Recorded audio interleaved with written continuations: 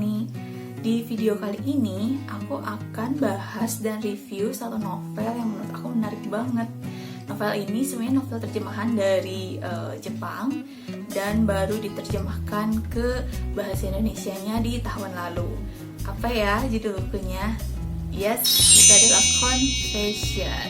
Confession ini sebenarnya kalau di Jepangnya itu merupakan novel terbitan di tahun 2009 atau 2010 gitu ya. Pokoknya sudah cukup lama, tapi kalau di Indonesia sendiri baru diterbitkan atau diterjemahkan juga di tahun 2019.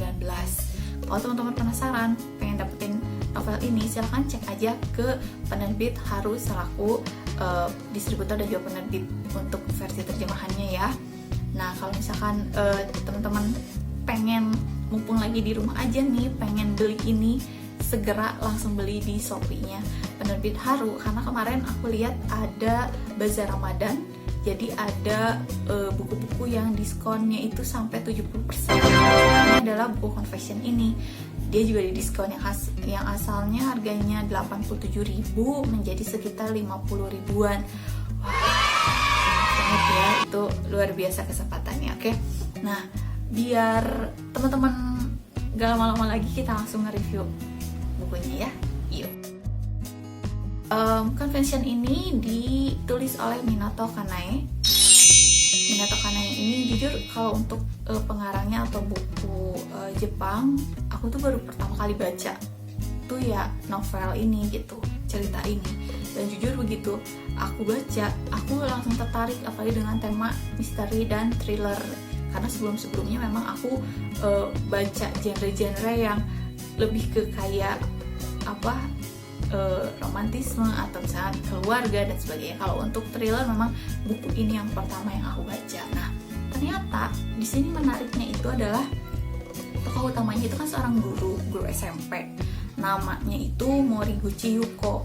Nah, guru ini dia punya seorang anak namanya Moriguchi Manami. Nah, Manami ini dia kan baru 4 tahun nih, dan dia itu kalau misalkan karena Yuko itu seorang single mother, jadi kalau misalkan dia lagi ngajar di sekolah, Manaminya dititipkan di penitipan anak. Nah, kalau misalkan sore hari dia biasanya yang bisa jemput, atau enggak misalkan ada tetangganya yang dimintai tolong untuk jemput Manami sampai dia pulang sekolah. Nah, kebetulan hari itu yang jemput Manami itu lagi nggak bisa, lagi ada ke rumah sakit atau apa gitu. Nah, akhirnya mau nggak mau dia jemput Manami dulu, dan dia kembali lagi ke sekolah sama Manami karena waktu itu dia memang ada kegiatan di sekolah yang mengharuskan dia stay dulu gitu ya.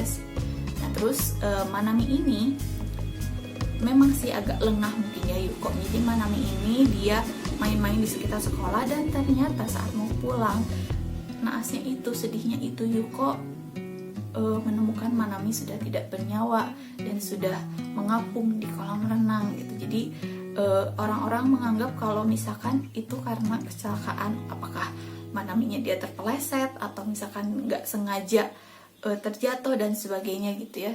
Pokoknya masyarakat di situ menilai itu kelalaian dari Yuko sebagai orang tua. Tapi Yuko yakin kayaknya nggak kecelakaan gitu. Tewasnya Manami ini tuh kayaknya ada pemicunya, emang sengaja pembunuhan gitu. Nah, dari teori-teori yang Yuko kumpulkan, terus yang Yuko yakini, ternyata pembunuhnya itu adalah muridnya sendiri. Nah, kenapa bisa bukan menuduh ya, atau menyimpulkan pembunuh itu adalah muridnya sendiri? Di sini sama Yuko dibeberkan beberapa hal yang memacu atau menyebabkan dia punya kesimpulan bahwa muridnya sendirilah yang mencelakai Manami. Nah, muridnya itu ada 2 tersangka yang bernama Watanabe Suya dan Shimomura Naoki. Nah, Suya dan Naoki ini secara gamblang jadi waktu di awalnya itu Yuko kan tadinya dia wali kelas 1. Nah, terus udah gitu pas begitu kejadian anaknya itu meninggal, akhirnya Yuko Yuko memutuskan udahlah aku berhenti ngajar aja gitu. Nah tapi di hari terakhir dia mengajar di kelasnya, di mana dua anak Suya dan Naoki itu berada, dia membeberkan kalau anak aku tuh nggak kecelakaan, tapi anak aku itu adalah dibunuh, dan pembunuhnya itu ada di ruangan kelas ini. Jadi adegan awal itu pertama itu dibuka dari percakapan Yuko dengan anak-anak di kelasnya. Jadi Yuko membeberkan kalau misalkan pembunuhnya itu ada di antara kalian dua orang, kita sebut A dan B, dan dia mulai menceritakan kenapa bisa dia menyimpulkan kalau A dan B itu adalah pembunuh anaknya. Nah, yang menarik dari novel ini selain ceritanya yang kataku sih agak berbeda gitu ya, karena di sini tuh sebenarnya intinya itu adalah dia ingin balas dendam atas kematian anaknya, tapi balas dendamnya itu tidak dengan ya udah karena aku marah sama kamu ya udah nyawa dibayar nyawa gitu, enggak, tapi bener-bener balas dendamnya itu nggak akan kepikiran banget lah gitu. Awalnya aku sempat bingungnya gini, loh dia teh katanya pengen balas dendam, tapi dia balas dendamnya itu di awal di cerita itu hanya memasukkan sesuatu ke dalam susu mereka yang diyakini kalau itu tuh nanti bakal pemicu penyakit HIV/AIDS gitu. Jadi memasukkan katanya sih setetes darah gitu ya kepada dua anak itu gitu, dan setelah itu dia pergi meninggalkan sekolah. Ceritanya kan udah selesai gitu ya. Nah, yang menarik kata aku tadi, jadi di sini itu diceritakannya itu bukan hanya dari sudut pandang Moriguchi Yuko-nya saja, tapi setiap babnya itu akan berbeda tokoh yang menceritakan kisah gimana Manami meninggal, terus kenapa anak itu jadi ngebunuh Manami gitu.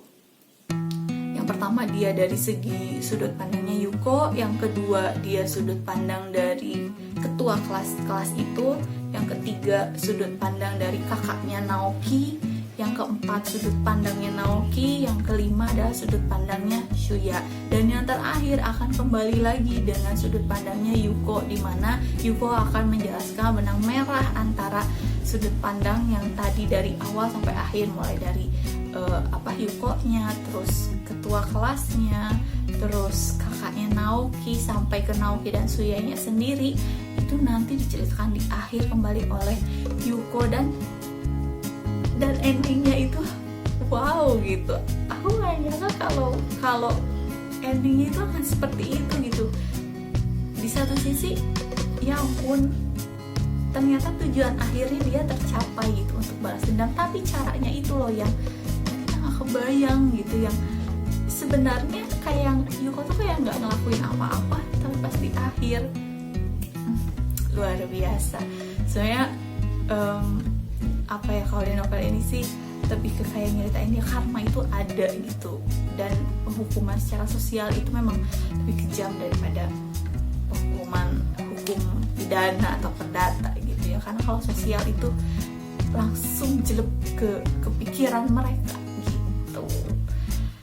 Pokoknya aku kasih bintang 4 deh ini, masih udah bikin aku awalnya aku ngerasa ini kenapa sih ceritanya kok diulang-ulang terus, dari sudut pandangnya Yuko, dari sudut pandangnya bahkan sampai ke ketua kelas, terus ke kakaknya Naoki gitu yang orang luar, tapi dari situ ternyata semuanya ada benang merah, semuanya dijelaskan secara rinci, bahkan gimana pembunuhan itu terjadi, gimana caranya anak SMP bisa menghilangkan nyawa seorang anak kecil gitu, apalagi itu anak gurunya sendiri. Pokoknya kalian harus baca buku ini. Oke, kayaknya segitu dulu reviewnya, semoga membantu, semoga yang teman-teman lagi cari referensi buku apa nih yang enak dibaca saat di rumah aja, dan aku rasa mendiskusikan ini salah satu buku yang wajib kalian baca. Oke, terima kasih sudah menonton, kita ketemu lagi di video selanjutnya. Bye bye.